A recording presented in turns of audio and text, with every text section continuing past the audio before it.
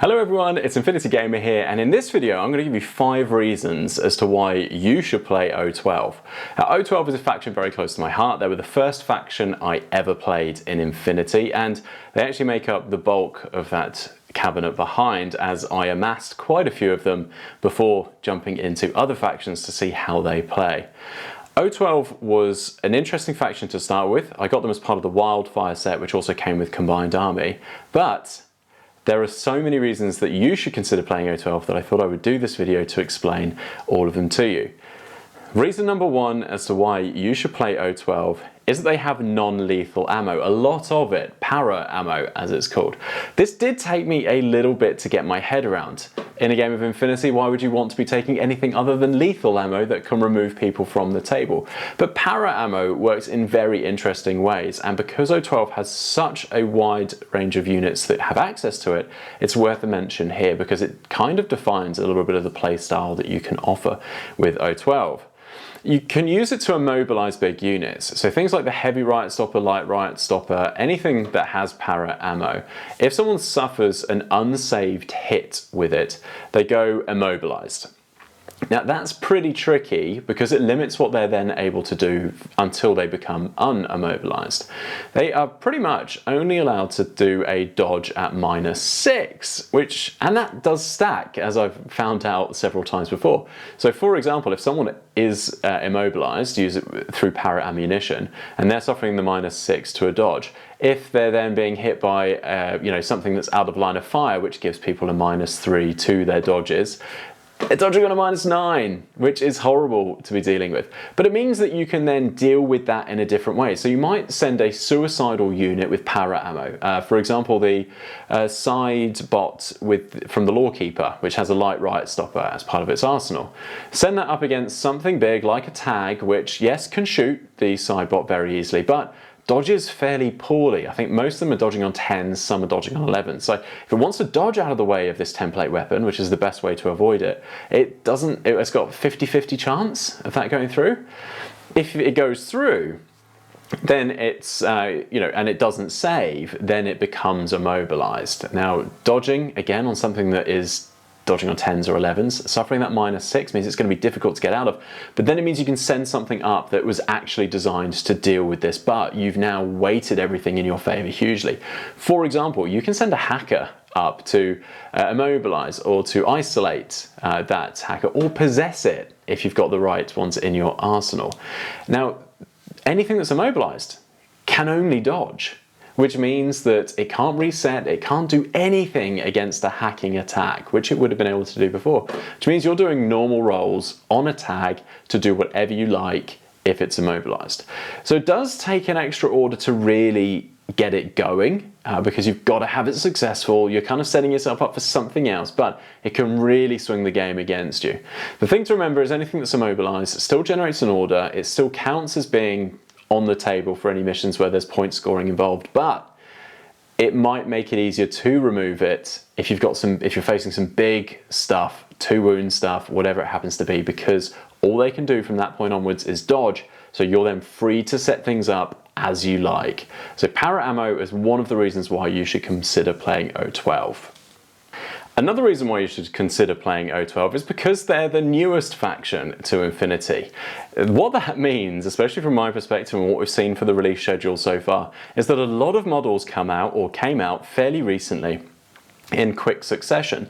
This means some of the designs are some of the newest that you will see in Infinity, but it also means that models still get released.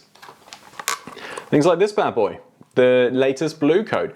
So a blue coat was available as a model in the Starmada Action Pack, I believe. Yes, Starmada Action Pack. This one is the adhesive launcher version, which is one of the profiles for blue coats that is actually quite popular, especially with the new sectorial rules. The blue coat core within Starmada is actually a pretty tasty option. So we're getting loads of new models for O12, thanks partly to how new they are as a faction. Everything's fresh, everything's new. Got a couple of things up there. You can see a Zeta maybe poking its head around. We've now got 2 Zeta models in O12. One of them is Cyocast, one of them is Metal. Very exciting times. So another reason to try them is because they are the newest faction to Infinity. O12 has a bit of everything, from hidden deployment to epic CCs, got the tag, got fast bikes, we've got cheap chaff units that you can just chuck up the table in the form of Varangians and let them berserk into something and try and kill it. We've got mine layers, yeah, we've got forward deployment stuff, we've got peripherals, we've got AD drop. It has honestly a little bit of everything. Now this is epic because if you're just getting into Infinity and you don't really know your playstyle and you don't know what you want, O12 could be a good starting point because you will get a chance to experiment with a little bit of all of it. And that's great because if you go into a different faction that's maybe a bit more niche and a bit more focused, you won't have access to quite the same amount of toys and you might miss out on something that you really enjoy playing with. This is actually one of the reasons why I often recommend O12 as a great starting faction, especially if someone's indicated that they might have an interest in more than one faction. O12 could be a good starting point because there's a little bit of everything. You can try it all and see what you like before you commit fully. Another reason number 4, why you should try O12 is because they only have one sectorial. To some people that's going to be a huge negative because they might want the range of sectorials to try different things.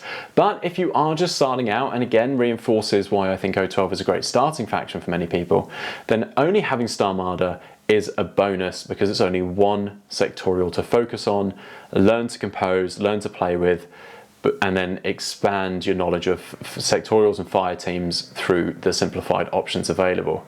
Star Marder is a good sectorial. It recently received quite a significant boost with the new fire team rules. Beforehand it was on the slightly weaker side, but now there are several options in there. I mean, any sectorial where you can combine something like Hector with an MSV2 sniper like the Epsilon and then things like Nyokas is just going to be good. Like, there's a good number of options here, well worth a look at if you're keen. Reason number 5 as to why you should give O12 a go is because I think they've got some of the best units in the game. Team Sirius is an incredible combo of a hacker with forward deployment that gets a peripheral that has heavy riot stoppers that is also a repeater, which means that just that unit on its own can create some very horrible mismatches where your defendant, given the choice of AROs, can only really make a wrong choice because you will just do the thing that suits you the best and gives them the worst outcome.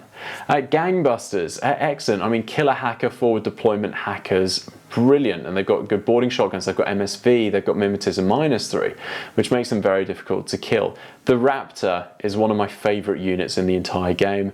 That's a killer hacker with, again, a peripheral, the Diva bot that has a heavy flamethrower.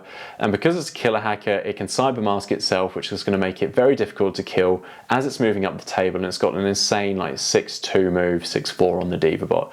That's very good. The Epsilon MSV2 sniper is incredibly good. Loads of units that are very good here. The Zeta with the tag is, I think, one of the best tags in the game, even though it didn't make my top 5 list, because it's got things like climbing pass. It's got it's got an excellent main weapon. It's got heavy riot stopper for close range stuff. It's a really good tag. So again, those are my 5 reasons as to why I think you should play O12. It is an excellent faction. It's where I started and I had a huge amount of fun with them before I started to branch out into other factions.